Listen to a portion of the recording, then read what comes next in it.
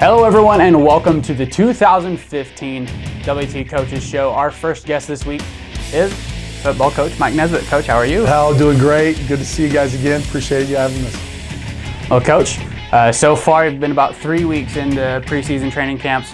And 3 weeks after, how are you feeling?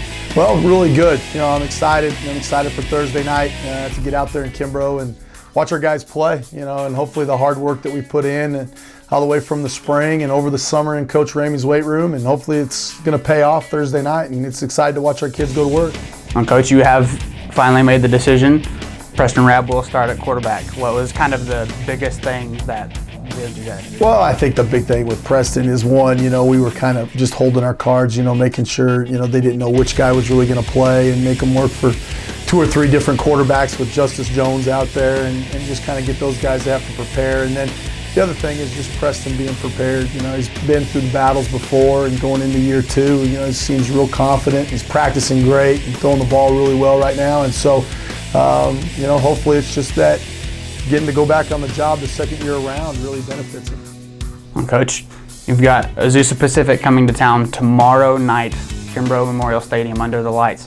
What are things that you're looking at Azusa to try and beat them? Well, the big thing is we're going to have to control their front four. Their front four is super physical. You go back and look at them last year, and they're just they're a well-coached group. Had 300 and some points off of turnovers last year, only gave up 58, so they're not turning over the ball a lot. You can tell they're coached and structured to not turn the ball over, play great defense, and play some tricks in the special teams game, kickoff returns for reverses and fake kicks and fake punts and stuff like that. And so we just got to be prepared in all 3 phases. Most important thing is us, just controlling the football, no dumb penalties, no unforced errors, and just see how well we can play and how consistent we are. Well, Coach, thanks for joining us this week. Again, you can catch that game at 7 p.m. at Kimbrough Memorial Stadium against Azusa Pacific. You can also catch the live stream and live stats at GoBusGo.com. Thank you, Coach. Sounds good. See you guys Thursday night. Welcome back, everybody. Our second guest on the WT Coaches Show this week is women's soccer head coach Chad Webb. Well, Coach, so far, what are things looking like for you guys in preseason? It's kind of hard to tell right now, but we have a high level of optimism. Some of the girls have trained really hard so far, and we've played a few preseason games, and I think we've learned a little bit about our team, but I think tomorrow we're going to learn a lot about our team. What are things looking like when it comes to who's going to be between the pipes for the goalkeepers? Well, tomorrow we'll start a freshman out of Belton. Her name is Courtney Dipple. We still have Mackenzie Zick returning, and Ashley Avila is now eligible, but tomorrow we'll start Courtney, so she'll be a freshman, and that's a kind of a high pressure position for a freshman. So she's done the best so far in preseason, so she's earned that spot. So we'll give her the opportunity, and hopefully she responds to it.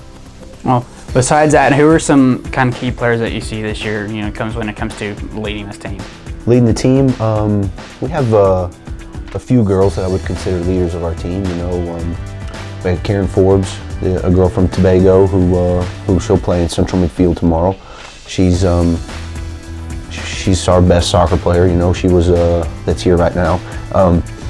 She was hurt a good portion of the year last year, so there's not a lot of people that know about her and what she's capable of. So hopefully she leads us a little bit. Brady Prescott was also hurt a lot last year. She's healthy now, and she's moving around the field like she feels good, and so I'm pretty excited about watching her play, and she leads us a little bit. And then Emily Krennick on the left side is a senior, and then Haley Gerard also plays in central midfield. She's a senior. They're kind of our cohesive leaders. They just lead by effort and example, and so I'd start with those 4. I could probably just ramble on about everybody, but I'll just give you those 4 for now. Well, September 3rd, you guys open up against Metro State in Dallas. What are some things you're looking at in Metro? Metro is always a strong team. I mean, when you're located downtown Denver, I don't think it's hard to recruit some really good soccer players, that just from right there in Denver. So they're always a very good team. They'll probably play a 4-4-2, which is what they normally do. We play them every year. Every year it's close, and then we end up losing the last 15-20 minutes. Give up a penalty kick in their place last year that I still remember. But they'll be very good. It looks like they've only played an alumni game this preseason, which is really odd. You know, usually they'll play some even some Division I schools to get ready for the season. You know, Northern Colorado and stuff like that. But they either don't have anything listed, because I didn't list mine either, or they've only played one alumni game. So I don't know what that says about their preparation, but man, they'll be good. Well, folks, the women's soccer team opens up at home on September 13th. That'll be their first home game against Southwestern Oklahoma. You can catch that on GoBuffsGo.com with live stats and live video. And of course, that will be at home on the pitch. Coach Webb, thank you for joining us this week. And good luck. Thank you very much. Folks, welcome back to the WT Coaches Show. Our next guest here is the volleyball head coach, Jason Skoch. Coach, how are you doing? Doing good. Well, Coach, so far in preseason, how are things going for you guys so far? It's been a challenging preseason, but the more you do this, you talk to the coaches, and I reach out more, and you find out that everybody's got the challenges, and everything is it's basically just every team's got a different vice they have to work through. You know what I mean? Ours is really weird. I've been here for 7 years now, and the first 5 years we were like very durable, and now kids come in already banged up, and so we're young, and so we have kids that you know, they're just learning everything. They're learning a lot, and so but we have some good attitudes, and I feel that as the season goes on, they're gonna, I don't know, one of them just basically said they're struggling when we had our one-on-one conversations. They're struggling because they're trying to do everything that we're asking of them, and so I'm like, okay, I can deal with that. Like, so we're throwing a lot, and so a lot of paralysis by analysis. So, but these kids are hard workers, so it will get. My feelings are, every week we play, it's going to get more and more refined, and I have a feeling I'm hoping that by middle of the season we'll hit what I think this team should be. Well, this year you've only got one senior on the team, and that's Lexi Davis. What does that do with kind of the dynamics on how everybody interacts? Well, it's the pickle we're in is Lexi's very, very talented. All the girls like and respect Lexi. Lexi's one of those players that you just like and you want on the court. We have 3 other girls that I'm sort of as surrogate seniors, the DSs, Aspen Sanders, Lauren Britton, and Mackenzie Long, because they're workhorses, they lead by example. So starting last spring and just talking to them via phone conversations over the summer, we have encouraged them to step out and not wait till their senior year and really help Lexi now, so Lexi can have a great as good of a senior year as possible, and then they're ready when they're seniors, and then we can bring. So we're actually learning some different things because of the last couple of years of how to sort of prep girls along who we feel are the good leaders, the good role models, and prepping some younger kids to come up with them. So you know, Lexi's great, but she can't do it on her own, and that's what we learned last year. Was we felt like Cameron and Bevan were great players, they're great teammates. They didn't get a lot of help, and so it hurt their game. You know, so we're going to make sure we give Lexi a bigger supporting cast.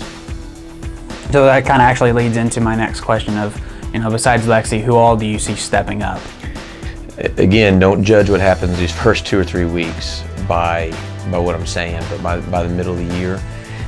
Britton really surged the last half of last year, and then a lot of people didn't realize this, but she was out for half the spring. She had a knee injury, and I just think she feels more now this is her team, and that really, it does something for your psyche. It frees you up more. So I think she's gonna have a great year. Aspen Sanders, I think she's gonna break through. She's our DS. We have a freshman named Cheyenne Lytle that is very, very athletic. She wants it. We just didn't realize how green, she's green. Yeah. And but when she's on, she's unstoppable. So my wish is that she clicks by the second half of this year to help Lexi out. But next year, a year from now, I'm going to be, if I don't say it about this year, I'm going to say next year, Cheyenne, I see her being a very special player. Delaney Tucholsky will take some time, but she'll get there. And then we have a middle that transferred in named Elisa Benson. She's, again, been having some nagging injuries, but she's 6'3". She's going to be erratic, but when she's on athletically, not many people are going to be able to touch her. And then we go back and forth about a girl named Mike Montgomery. I mean, we know she's going to be good. The question is how good year one. So we have a lot of pieces.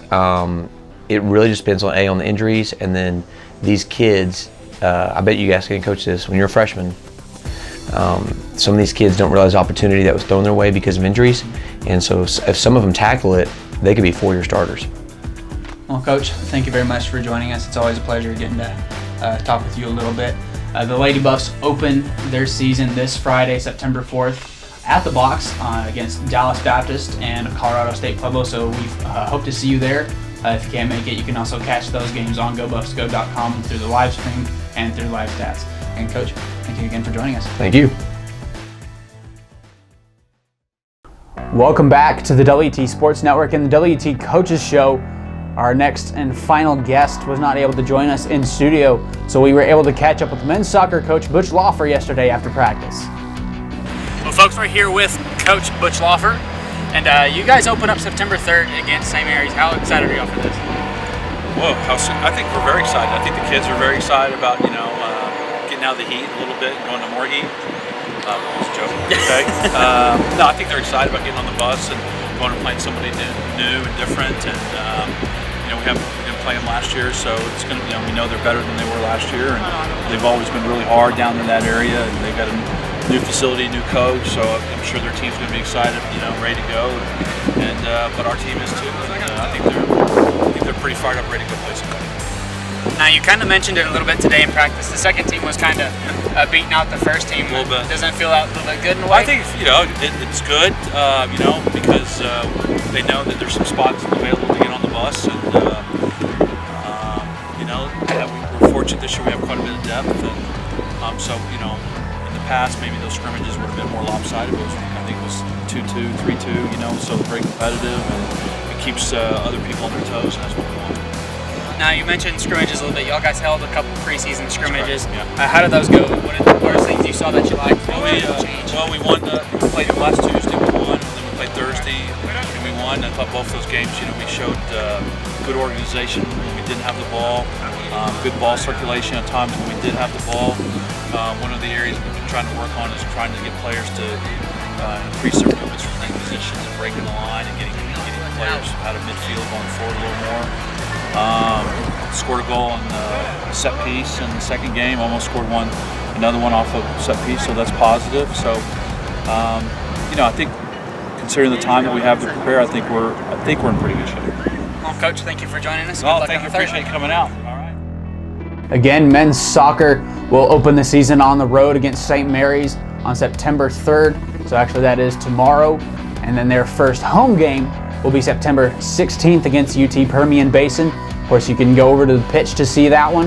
You can also see live video and live stats on GoBuffsGo.com. So, folks, that's it for this week's edition of the WT Coaches Show for the WT Sports Network. I'm Zach Barnes, and Go Buffs.